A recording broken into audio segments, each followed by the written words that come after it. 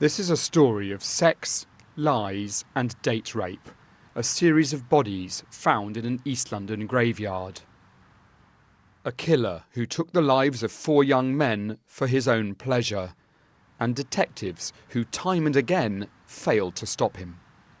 If they'd have done what they were supposed to add and looked into things slightly different before, then Jack would still be here, and maybe even possibly some of the other boys.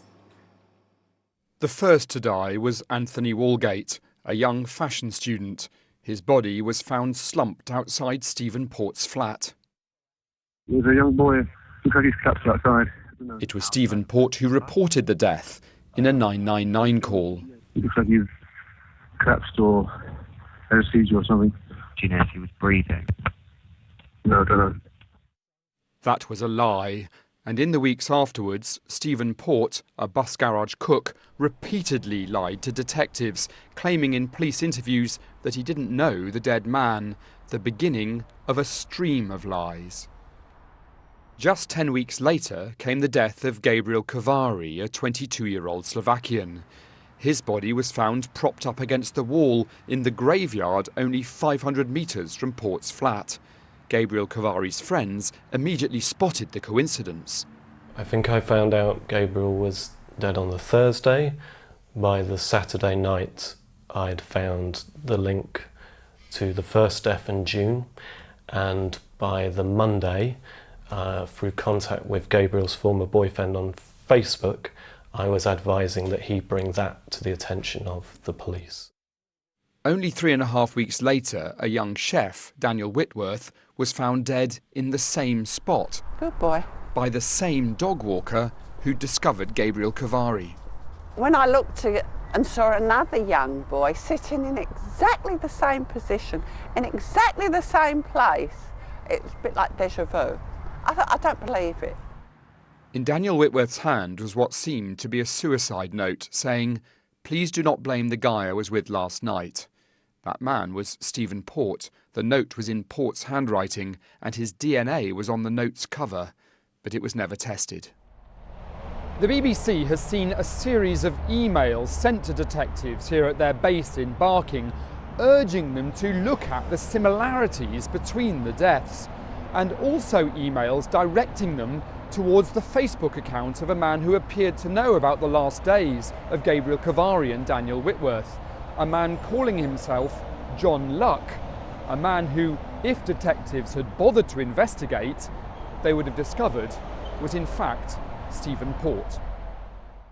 We know from the evidence that we've heard at trial that there were potentially missed opportunities in the original police investigations, and it's because of that that the Metropolitan Police voluntarily referred itself to the Independent Police Complaints Commission so they could independently assess what actions were or weren't taken in those original investigations.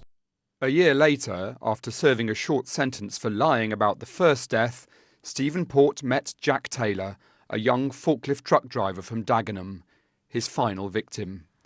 The next day, Jack Taylor was found dead at the same churchyard. But despite all that had come before, his family were informed by detectives the death was not suspicious. Need to do that as a family, but we owe that to Jack. Jack Taylor's sisters told me they simply didn't believe it and quickly presented to police their research, showing the clear links to the other 3 deaths. We wrote down similarities, key points, and then compared them to Jack. Spoke to the police about that, and at first, obviously, it got discarded. They just weren't having none of it. But we wouldn't stop, would we? Wouldn't stop. For years, Stephen Port had been taking advantage of the anonymous world of gay hookup sites like Grindr and FitLads to lure young men to his flat in Barking. There he would ply them with the date rape drug GHB. He liked to have sex with their unconscious, lifeless bodies. He simply didn't care if they died. So why were police so blind for so long to the serial killer in their midst? We think they just thought that Jack was gay and a druggie, and that was it.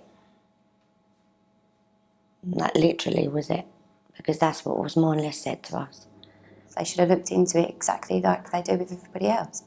Exactly how they would have if he was a woman.